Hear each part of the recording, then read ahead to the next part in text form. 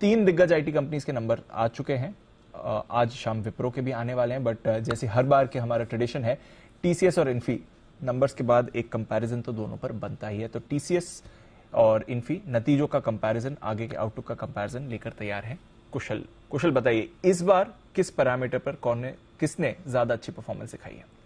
दीपांशु, यहाँ पे तो भाव से ही समझ में आ रहा है कि क्लियरली कि किस तरह से आज इन्फी लीड करता हुआ दिख रहा है। और डेफिनेटली हर एक काउंट पर अगर आप देखें तो यहाँ पर टीसीएस वर्सेस इन्फोसिस में इन्फोसिस ही जीतता हुआ नजर आ रहा है। अब इसका फैसला कैसे में पहुंचा, इसकी मैं जर्नी बताता हूं। सबसे पहले तो एक अगर आप कॉन्स्टेंट करेंसी रेवेन्यू ग्रोथ देखेंगे कंपनियों का, तो वहां पर क्लियर कट बीट, जितना भी अनुमान हमने लगाया था उससे इन्फोसिस आगे बढ़ता हुआ दिख रहा है। 90 बेसिस पॉइंट्स की बढ़त यहां पर हुई है, जबकि 2.4% यहां पर इन्फोसिस का आंकड़ा आया था, 2.2% टीसीएस का आता हुआ दिखा। इंपॉर्टेंट वो नहीं है कि 2.2 या 2.4 आया, इंपॉर्टेंट ये है कि जितनी एक्सपेक्टेशंस थी उससे कितना ज्यादा बीट कर पाए। तो 90 बेसिस पॉइंट्स इन्फोसिस ने बीट किया है, 60 बेसिस पॉइंट्स टीसीएस ने बीट किया है। जहां तक दूसरा पॉइंट का सवाल है, यहां पर जो अट्रिशन दर आती हुई दिखी है, टीसीएस अट्रिशन दर इनफैक्ट दोनों कंपनियों का ही कम किया है, जो कि आईटी सेक्टर के लिए काफी अच्छा है। बट यहां पर अट्रिशन दर केवल 20 बेसिस पॉइंट्स कम हुआ है, जबकि इन्फोसिस में 280 बेसिस पॉइंट्स की गिरावट हमें आती हुई दिखी है अट्रिशन दरों में। जहां तक थर्ड पॉइंट का सवाल है, यहां पर हेडकाउंट को लेकर बड़ी चिंताएं आती हुई दिख रही थी। काफी एनालिस्ट लोग, जहां इनकी जब कॉन कॉल हुई थी तो उस पर यही पूछ रहे थे कि आपकी हेडकाउंट रिलेटिवली कम कैसे होगी। इनफैक्ट 10 तिमाहियों के बाद यहां पर पहली बार टीसीएस का जो हेडकाउंट है वो कम होता हुआ दिखा था, जबकि इन्फोसिस ने अभी भी पॉजिटिविटी मेंटेन रखी है। 1627 एम्प्लॉइज इन्होंने यहां पर जोड़ते हुए दिख रहे थे। बट आपको फोर्थ पॉइंट भी कंसिडर करना है, जहां पर ब्रोकरेज हाउसेस की रिपोर्ट है।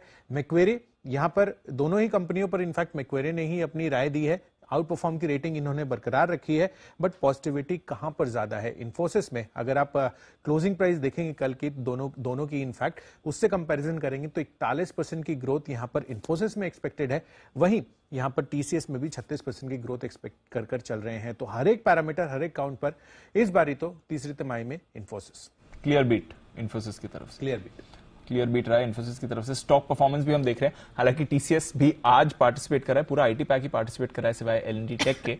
बट इस बार नतीजों के लिहाज से आपको क्लियर बीट इन्फी की तरफ से दिखा है। एक बार आशु सर से भी आईटी पर राय ली जाए। आशु सर, पिछले साल के one of the top under performers हमारी बाजार में नहीं, ग्लोबली भी रहे हैं।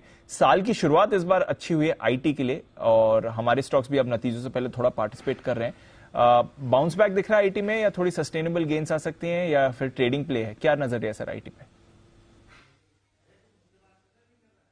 दीपांशु, थोड़ा सा सस्टेनेबल बाउंस बैक है, बस और कुछ नहीं है।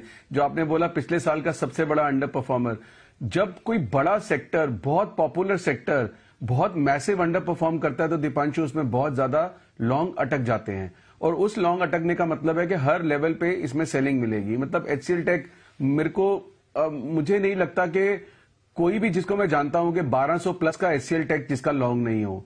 लाइक वाइज इन्फोसिस या वो, मतलब एचसीएल टेक तो एक केस इन पॉइंट है कि मतलब बहुत ही ज्यादा पॉपुलर लॉन्ग है 1200 के ऊपर।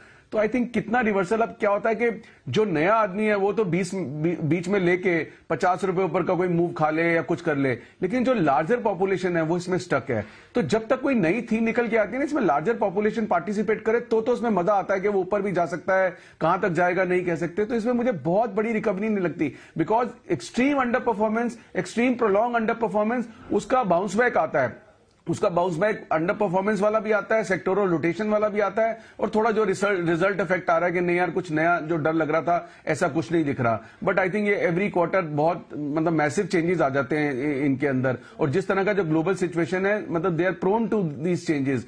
तो मुझे कोई बहुत बढ़िया नहीं लगता। बट यस, इसमें ट्रेडिंग अपॉर्चुनिटीज आएंगी। बट दीपांशु, जैसे मैंने बोला, अगर मैं 10 लोगों को बोलूं ना कि एचसीएल टेक के 1050 में लेना है, यहां से 30-40 रुपए का मूव आएगा, तो उस 10 में से 9 के 8 के पास ऑलरेडी 1200 का एचसीएल टेक पड़ा हुआ है। प्रॉब्लम ये है आईटी स्टॉक के साथ। But still I am sharing with you एक वो realistic scenario, but bounce back जरूर है, and it can be a sustainable bounce back also, but we should purely call it as a bounce back.